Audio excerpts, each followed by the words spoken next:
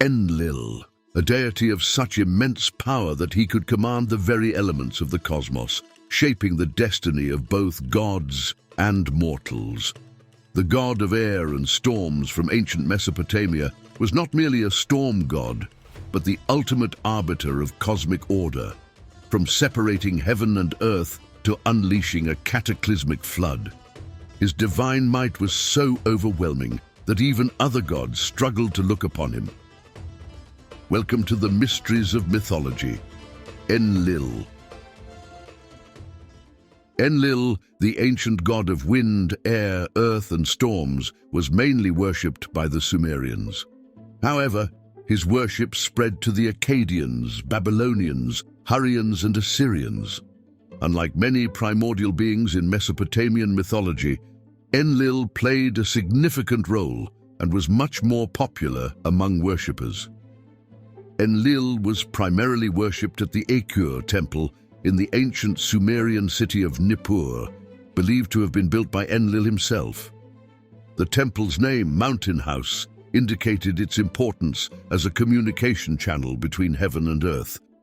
The temple flourished with donations of lands and precious objects from various kings, although it eventually faced decline after being sacked by the Elamites in 1230 BC. Enlil, known as the god of the atmosphere, was one of the first descendants of the primordial beings. He formed a trinity with his father Anu, who controlled the sky and heavens, and his brother Enki, who controlled the water. Together they ruled over the heavens, earth, and sea. Despite their equal importance, Enlil received much of the attention and devotion from the mortals who worshipped them. In fact, it was said that Enlil was considered so powerful that the other gods could not look upon him. So who was Enlil? What made him so special, and what myths were told by the oldest literate civilizations? A point of debate is what Enlil looked like. In Mesopotamian art, he was never shown in human form, but was represented by a horned cap. This cap, made of 7 pairs of ox horns, became a key symbol of divinity and influenced many later cultures where horned caps were common among deities. In poems from the early dynastic period, Enlil is credited with creating the mattock or hoe, an agricultural tool used by the Sumerians. According to legends and the Song of the Hoe tablet, this pickaxe was made of pure gold and was a gift from Enlil to humans. They used it to build cities, farm, and as a weapon. Just as Prometheus brought fire to humans in Greek mythology, Enlil gave humanity the means to farm, build, and defend themselves with the pickaxe. Another story supporting Enlil's role in agriculture comes from the poem Enlil Chooses the Farmer God. In this tale, Enlil creates 2 gods, Emesh and Enten, a farmer and a shepherd. They argue over their duties, and Enlil mediates to reconcile them. This shows Enlil's interest in establishing farms on Earth and his desire for humans to thrive independently. There was a time when the universe was in complete chaos, a swirling void filled only with Namu, the primordial sea. From this chaos emerged 2 ancient deities, Anu, the sky god, and Ki, the earth goddess.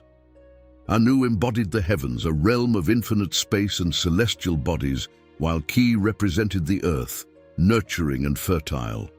Their union wasn't just a meeting of powerful forces, it was the start of a new cosmic order. From their union came the birth of Enlil, a deity destined to shape existence. Enlil's birth marked the beginning of an era where the chaotic primordial world would be harnessed and structured. Enlil's early days were filled with immense growth and discovery. Even as a young deity, he was curious and ambitious. He roamed the realms of heaven and earth, soaking in their mysteries and contemplating his role in the grand scheme. One of Enlil's most significant early acts was separating heaven and earth, his mother and father. At that time, the realms of Anu and Ki were intertwined in a primordial embrace, with no distinction between sky and earth. Enlil realized that for creation to flourish, these realms needed to be separate.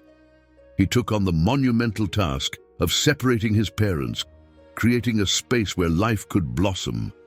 Enlil stood at the edge of the cosmos, wielding his power to part the heavens from the earth.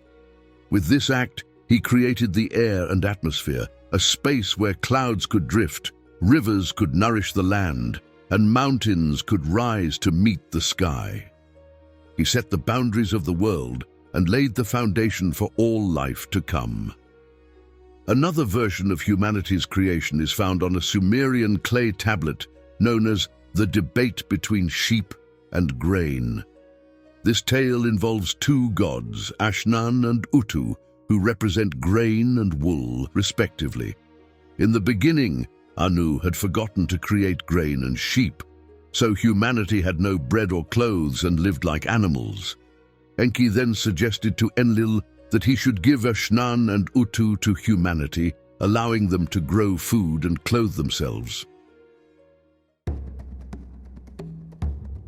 The Sumerians believed that Enlil represented all the stars in the southern sky, similar to how Anu was associated with the stars of the equatorial sky and Enki with the stars of the northern sky.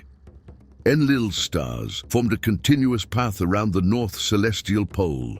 In contrast, Anu's and Enki's stars interwove at various points during the year. This reflected Enlil's power, as his stars remained independent, symbolizing his immunity to influence from other gods. Enlil was worshipped almost unanimously among the Sumerians, especially in Nippur, where he was the patron god. Nippur housed the Ekur temple, which was believed to have been built by Enlil himself. Enlil's popularity surged in the 24th century BC as Anu's importance waned, with Enlil eventually surpassing his father in worship. The Sumerians had tangible rituals for worshipping Enlil, including placing food at his statue. They believed these statues embodied the gods, so they fed and clothed them, dedicating much of their lives to their care. Enlil, viewed as a fatherly deity, was especially revered, with worshippers feeling indebted to him and eager to show their gratitude. Mesopotamian rulers sought to emulate Enlil and often made long journeys to the Ekur temple in Nippur to pay homage and seek his blessing. They offered lands and gifts, including fine jewels, to earn his favor.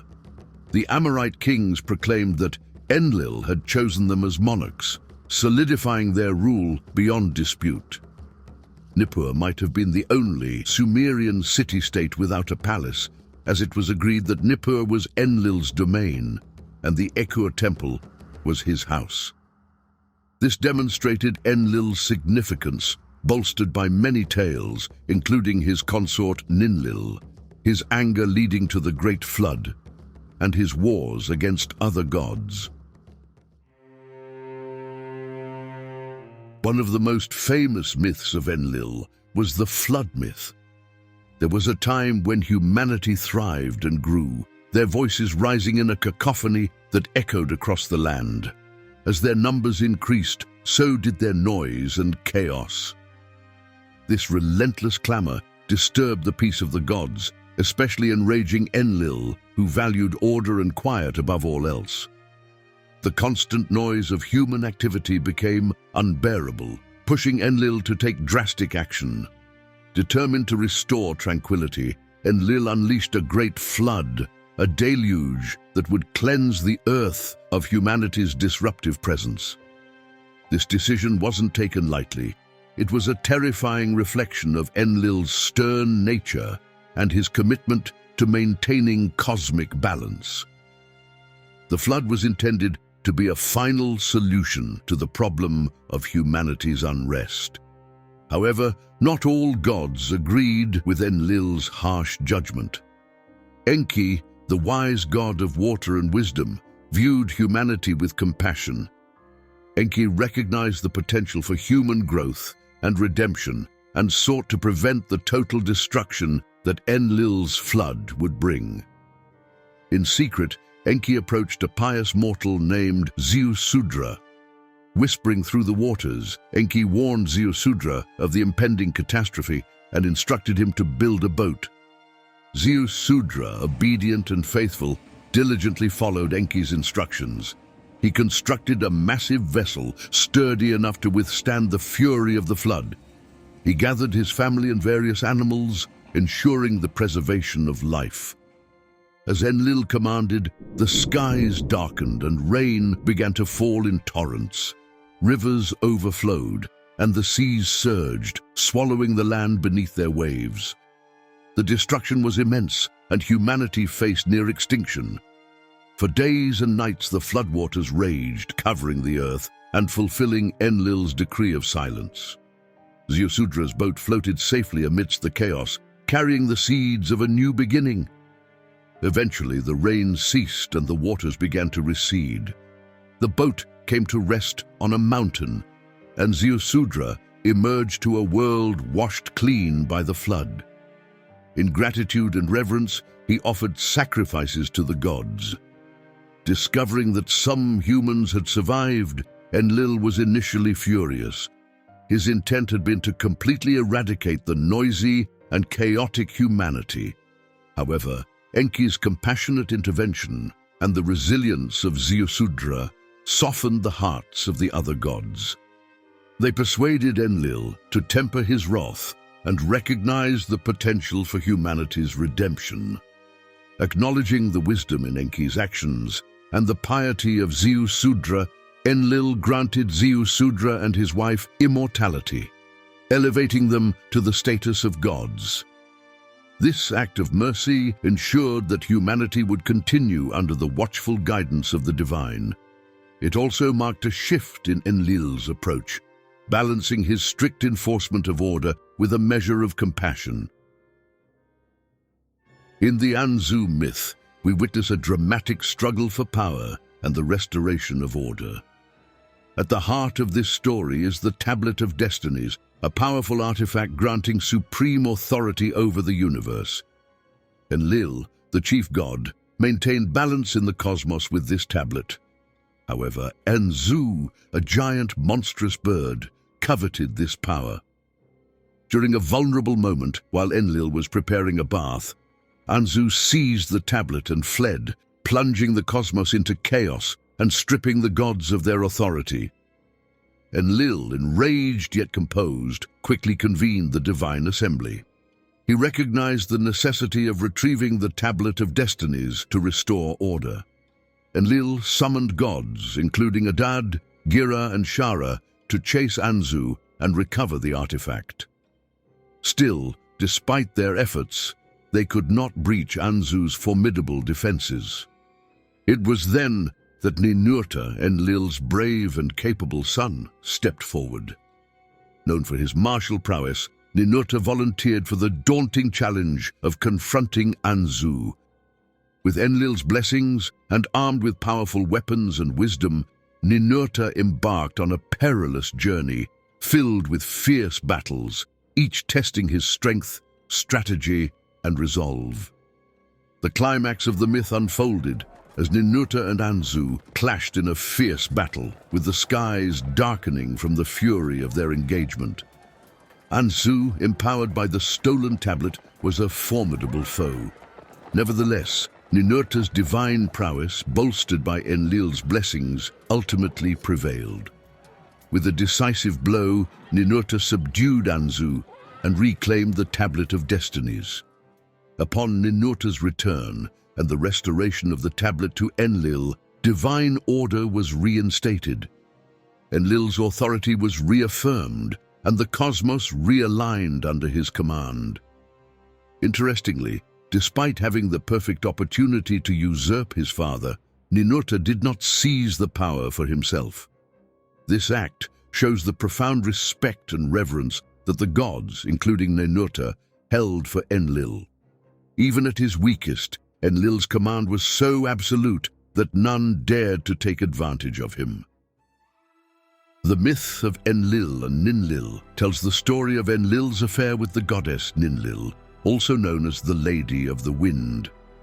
The poem, written on clay tablets in the 3rd millennium BC, describes how Enlil seduces Ninlil, leading to the conception of the moon god Nana.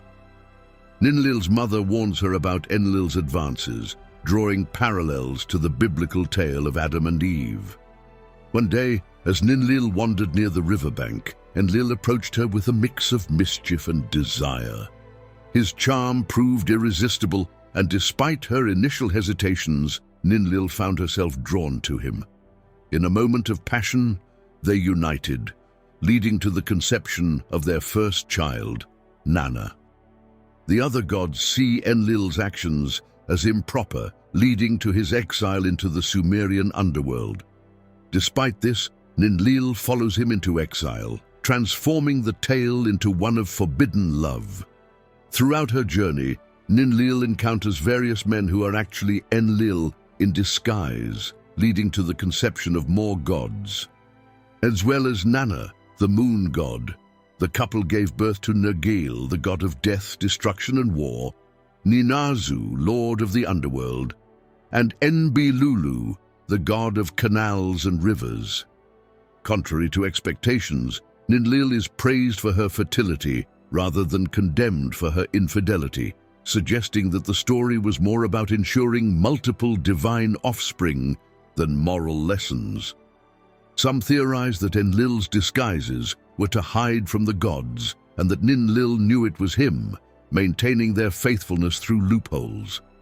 Ultimately, this story highlights Enlil's transformation from a curious youth to a dominant deity.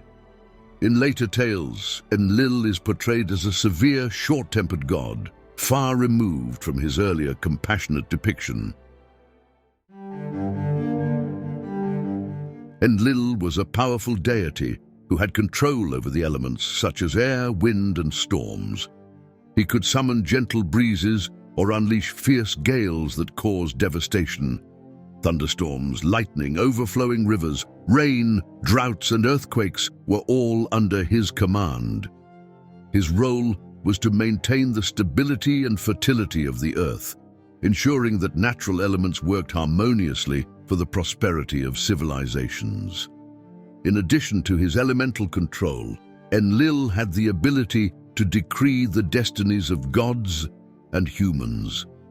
He often did this through the Tablet of Destinies, a symbol of his authority to shape the fates of all beings. His judgments were final and carried immense weight, determining the course of events and the lives of individuals. This made him a central figure in maintaining cosmic order and balance. In the divine realm, Enlil served as a mediator and arbitrator among the gods, resolving conflicts and enforcing divine laws with his wisdom and authority. By maintaining harmony among the deities, he preserved the stability of the cosmos, maintaining the balance between order and chaos. Enlil's influence extended beyond the divine to the human world, where he was recognized as the divine authority behind human rulers. Ancient kings sought his blessing at his altar to legitimize their rule, emphasizing his influence over earthly governance and societal structures. As the enforcer of divine laws and decrees, Enlil upheld cosmic justice and protected divine and moral boundaries, vigilantly maintaining order and preventing chaos across all realms. Additionally, Enlil served as a mentor and guide, providing crucial support and wisdom to other gods, particularly his children, to help them effectively fulfill their roles and responsibilities. Enlil, as the king and chief deity, presided over the divine assembly, where major decisions affecting the gods and the mortal world were made. His leadership was instrumental in maintaining the divine order and ensuring that the cosmos remained balanced and harmonious. Enlil's profound influence also significantly impacted human affairs. He shaped agriculture, governance, and societal norms, ensuring that humans adhered to the divine order and contributing to the stability of civilizations. Through his guidance and authority, Enlil preserved the delicate balance of the cosmos, affirming his position as one of the most enduring and powerful deities in Mesopotamian mythology. Enlil, also known as Enlil by the Babylonians, was later merged with the Hurrian god Kumarbi. After fading from prominence, Enlil experienced a brief resurgence during the Kassite period, when Nippur regained regional influence. However, by 1300 BC, the Assyrians rose to power. They syncretized Enlil with their national god Ashur, often referred to as the Assyrian Enlil. Around 70 years later, the Elamites, an ancient civilization from what is now southwest Iran, attacked Nippur, effectively ending the cult of Enlil. Marduk, the national god of the Babylonians, then succeeded Enlil as head of the pantheon. A Neo-Assyrian text from the 9th to 6th century BC narrates how Marduk supplanted Enlil. According to this text, Marduk led an army of Anunnaki deities into Nippur, causing destruction and flooding. The resident gods of Nippur, who served under Enlil, retreated to the Eshumesha temple of Ninurta. Upon learning of Marduk's attack, Enlil ordered his gods to return and capture Marduk and his army. Reluctantly, the gods confronted Marduk and managed to capture the Anunnaki, but couldn't defeat Marduk himself. Marduk then led a revolt against the Eshumesha gods, capturing 360 prisoners, including Enlil. This story highlights Marduk's immense power as he defeated Enlil, a god capable of summoning floods and dominating the pantheon.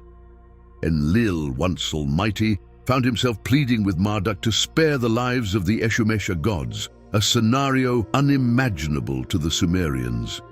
Despite Marduk's rise, Enlil's temples continued to function for hundreds of years. Although no longer the primary deity, echoes of Enlil's worship lingered in Nippur. In some Babylonian beliefs, it was said that Anu and Enlil had granted Marduk his powers.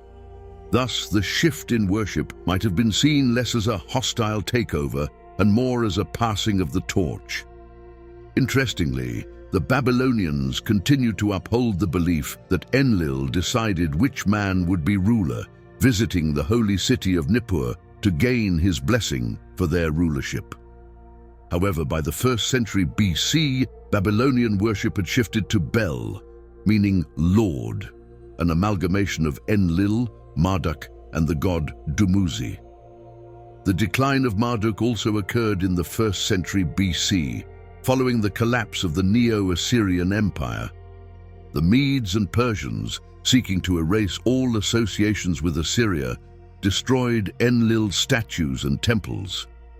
As a result, Enlil and his various iterations faded into obscurity, largely forgotten in favor of new gods, customs, and forms of worship. Reflecting on Enlil's role and significance in ancient myths, we see a deity who was not just a figure of worship, but a vital force in the natural and divine order. Enlil's actions and decisions shaped the destinies of gods and humans alike, making him a central and enduring figure in Mesopotamian mythology. Join me in the next video as we reveal the mysteries of mythology.